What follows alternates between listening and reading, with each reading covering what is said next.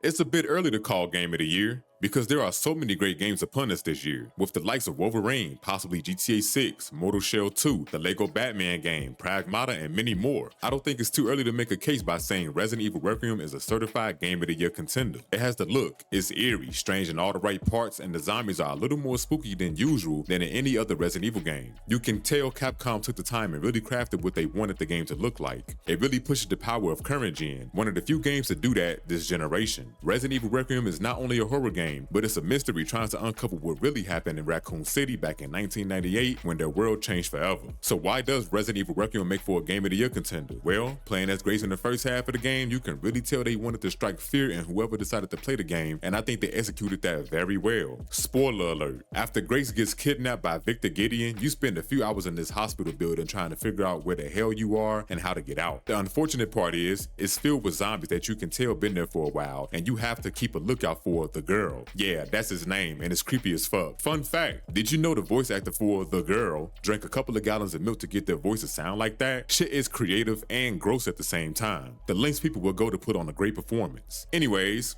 the girl is always lurking in the shadows, and her only weakness is light. Artificial or sun will hurt and or kill her. Let me tell you, when I had to go down in that basement and figure out how to turn on the lights, that was the most terrifying part of the game in my opinion, simply because I don't like basements or long and small corridors. This fear really comes from me having ghosts in my house as a kid. I know that may sound ludicrous, but I know what I saw and heard. This is one of those games that really gets you immersed in the gameplay, especially playing as Grace. Although I beat this game about a month and a half ago, I still think about it from time to time. The set pieces, the voice acting, that crazy double ending, and everything in between. The amount of time you get to play as Grace and Leon were well balanced, I felt. It got to a point where I thought I was going to finish the game as Leon, and then it switched back to Grace, and I realized that I had some ways to go. Not mad at it, I had an equal amount of fun playing as both characters. The main villains in this game were a different breed, specifically playing as Grace. I thought she couldn't sprint fast enough. It was easy to get cornered if you aren't paying attention to where you are going, and the limited amount of ammo made everything seem worse. You really have to use the environment around you just to do extra damage or use it as a means of escape. They didn't feel impossible to kill, nor was it too easy, but you have to find a way to defeat them or get around them. I got the complete opposite feeling while playing as Leon. Although he's nerfed in this game, I still felt like I could do anything. With more ammo by my side and a plethora of weapons in my arsenal, I was damn near untouchable until a swarm of zombies crowded my peripherals, and all I could do was try to run and create space and get a few headshots to set them up for a roundhouse kick, which never gets old, by the way. Every villain in the game is unique, and you can tell Capcom carefully crafted them to best suit Leon's side of the story or Grace's side of the story. I do have a few minor gripes with this game, but I'll save that for my full review. Nothing crazy, it's just me nitpicking if I'm being honest. Oh, I almost forgot to mention the puzzles. They were fun. Not one puzzle was hard to figure out except for maybe one safe that I couldn't find a code for. I wasn't going to 100% the game anyway, so it didn't bother me that I didn't have it, but I genuinely feel as though none of the puzzles had me completely stumped. I think one of my favorite puzzles was the one you had limited attempts to analyze the blood specimen. I was completely confused my first time figuring it out, but after a while, just like anything else, it got easier and didn't take long for me to solve the others. It didn't change the pace of the game all that much because you didn't have to just solve them as soon as you found them, but they left clues to scavenge for in particular zombie infested areas. I had a lot of fun solving puzzles in this game because they didn't just hand you the answers, but you actually have to use your brain. So does this game deserve to be Game of the Year contender? I say yes. With everything that I mentioned prior, I believe it has a strong case to be nominated. There are other great games dropping in the very near future, but it's going to take a lot to compete with Resident Evil 9. So what do you believe? Does Resident Evil 9 deserve to be nominated for Game of the Year? Do you think it will be nominated? Did you play the game yet? Feel free to respond to me in the comment section below. Like and subscribe as well, and click one of the cards on the screen to watch one of my other videos.